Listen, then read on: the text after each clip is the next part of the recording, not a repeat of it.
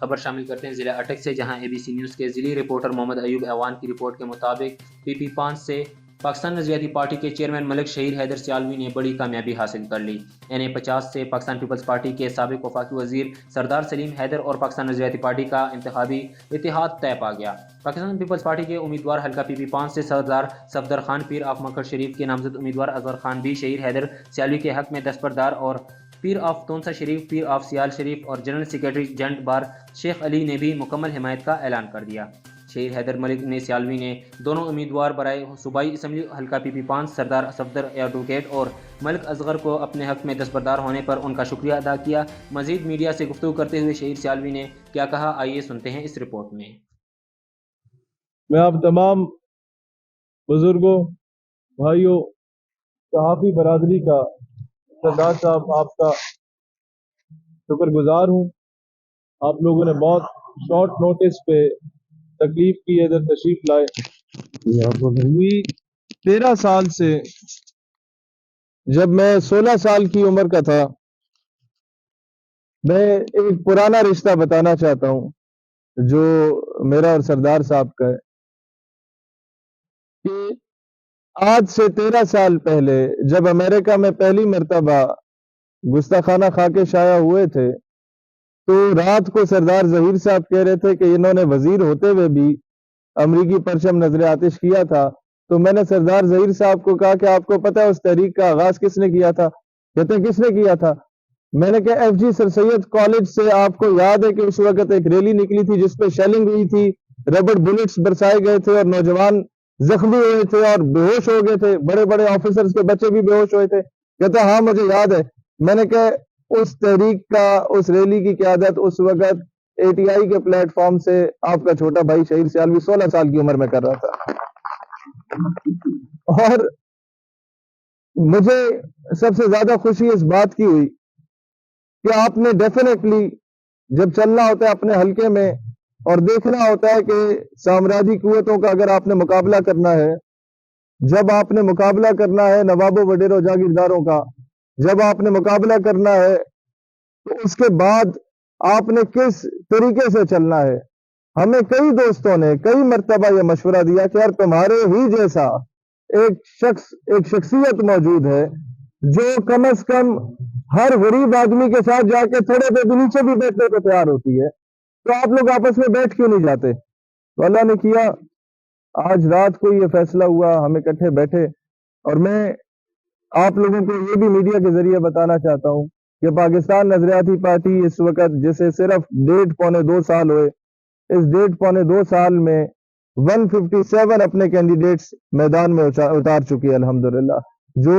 Majority 95% of them جو ہے وہ نوجوان طبقہ ہے۔ اور اس کے ساتھ یہ آپ کے اپنے علاقے کی پولیٹیکل پارٹی ہے جو اس علاقے کے چھوٹے سے گاؤں سے ایک ڈھوک سے اٹھی ہے اور کراچی سے لے کے لاہور تک، پشاور سے لے کے گلگت بلتستان تک اپنا لوہا منوا چکی ہے۔ بلوچستان کے جو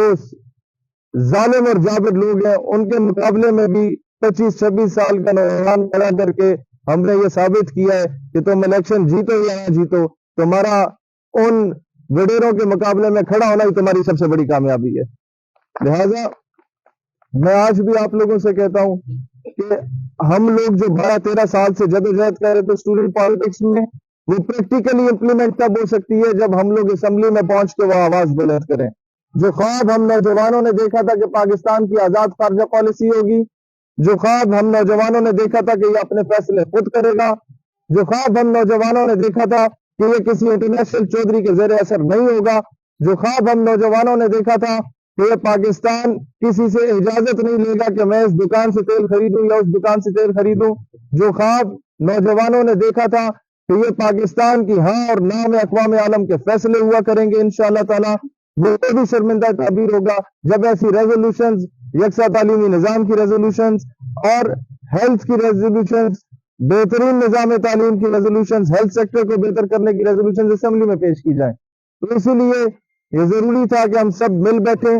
اور ایک زبردست فیصلہ کیا جائے آپس میں، اور اللہ کا لاکھ لاکھ شکر ہے کہ آج ہم اکٹھے ہیں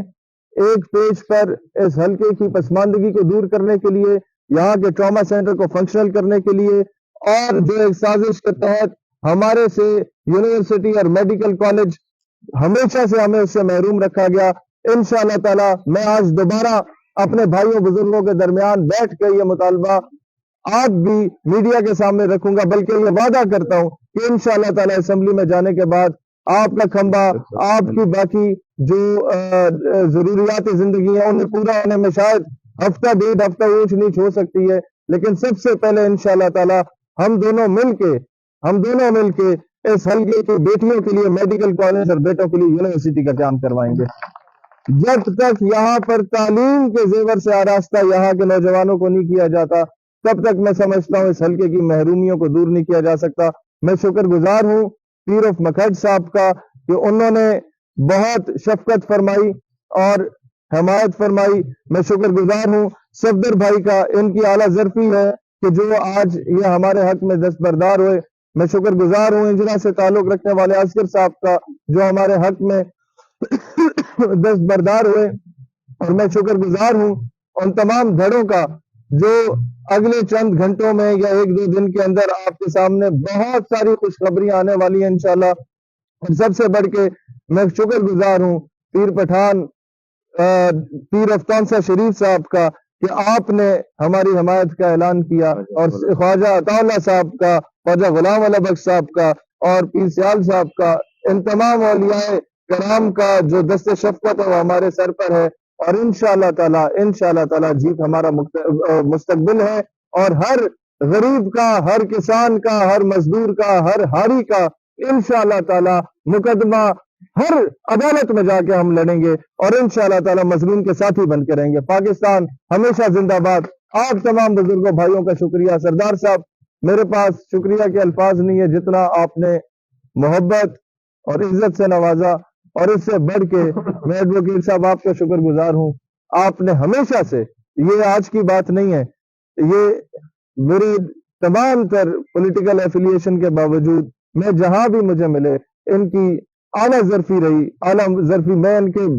بیٹوں سے بھی کم عمر ہوں لیکن انہوں نے بہت محبت سے نوازا. آج پھر ہمیں جوڑنے میں جو رول انہوں نے پلے کیا، ارشد حمید ایڈوکیٹ صاحب نے پلے کیا، میں ان دونوں شخصیات کا بہت شکر گزار ہوں. بہت نوازش ہے.